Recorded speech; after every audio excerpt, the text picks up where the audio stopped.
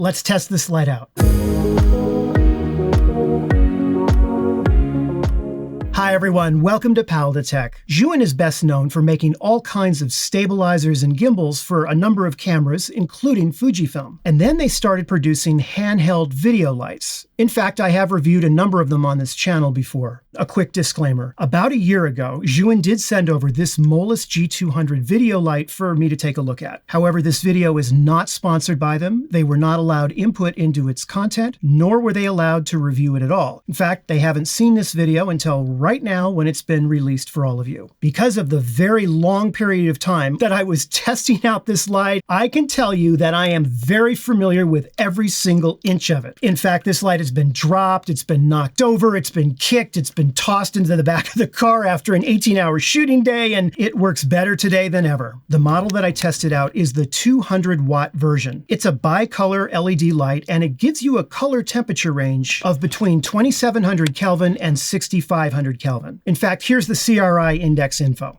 The light itself comes in two separate parts. You've got the light unit right here, and then you have a controller that you use to set the various settings of the light. There's also, by the way, a ZHIYUN app that you can put on your smartphone that you can use to control the light remotely. And as a matter of fact, I almost never use the app because one of the features that I absolutely love about this light is the fact that the controls are kept simple and easy to access and easy to operate. I mean, you're basically dealing with three controls. This one turns on the light. The left side control increases the brightness, while the right side adjusts the color temperature. When you do adjust the brightness, you can dim the light all the way from 100% down to 0%. But say you're in a hurry, you can press in on the button, and that'll jump forward in the settings by a factor of 20. Now at 200 watts, this light is quite bright, and at 5500 Kelvin, it can output up to 9390 lux at 3 feet 3 inches. There is a hidden feature on this light that I actually didn't know about for the first 6 months that I was using it. So I'll tell you now to save you that one. Although the light is a 200 watt light, what do you do? If you're all the way up at 100% here, you're at 200 watts, you're maxed out, and you still need that extra kick, that extra burst of brightness. Is it any louder? Well, it's 1 louder, isn't it?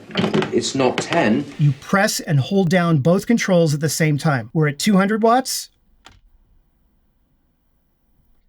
Have a look at this. We've now kicked the light up to 300 watts with this little technique. There's one little problem with this, and that is that it will increase the fan noise.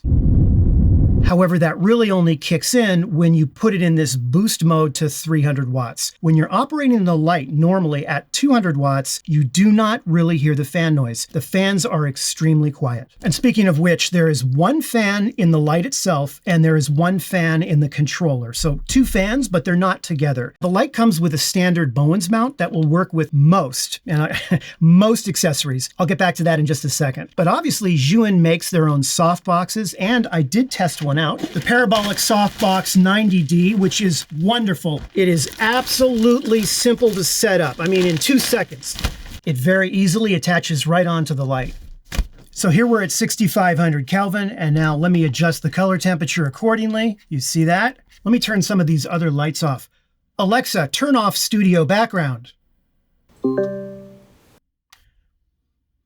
Okay, that's better. I just put this bit in because I wanted to show that off. So here we're now at 100% at the 200 watt power. Let's now kick it up to boost mode to get that 300 watt, extra power. And there it is. And when it's in that mode, you can see it says max in the screen right here. The light also comes with one of these as well, which is real nice. It flips right on like that. Now, there is one kind of ergonomic improvement I think that they could make with this light, and that has to do with this button right here. And this is the button that you press in when you want to release whatever is attached to the Bowens mount and take it off. The problem is that the positioning of this button can be problematic depending upon what you have mounted on here. For example, if you've got this, it's no problem because there's plenty of space right here. See, press that in and out it comes. However, with some diffusers or softboxes, they may have extra parts or positioning that almost blocks this. In fact, I ran into one issue on one shoot where I was using a snoot, okay, on this thing. It was this one right here. And the reason it looks so goofy is because I had to jimmy rig it, because when I put just this part on, what happened, let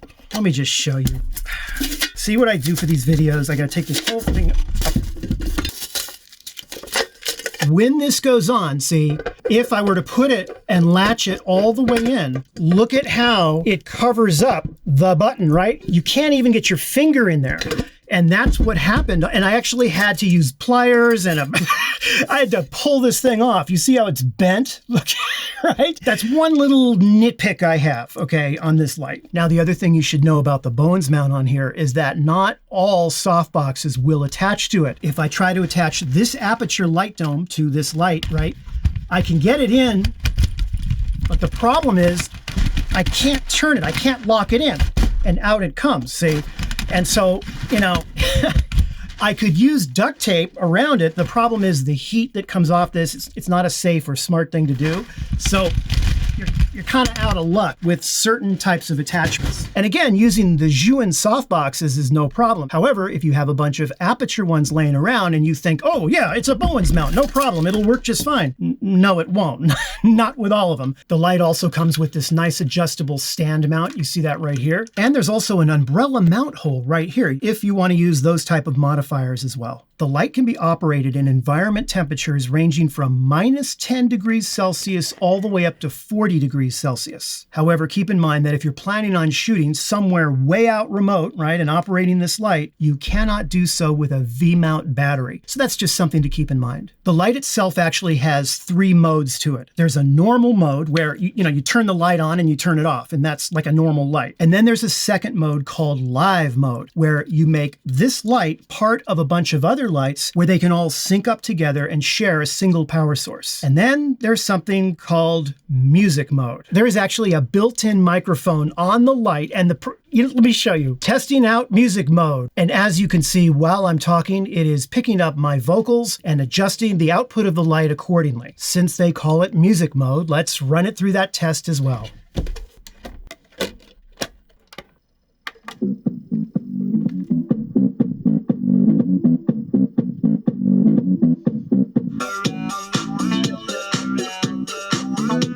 Check, test.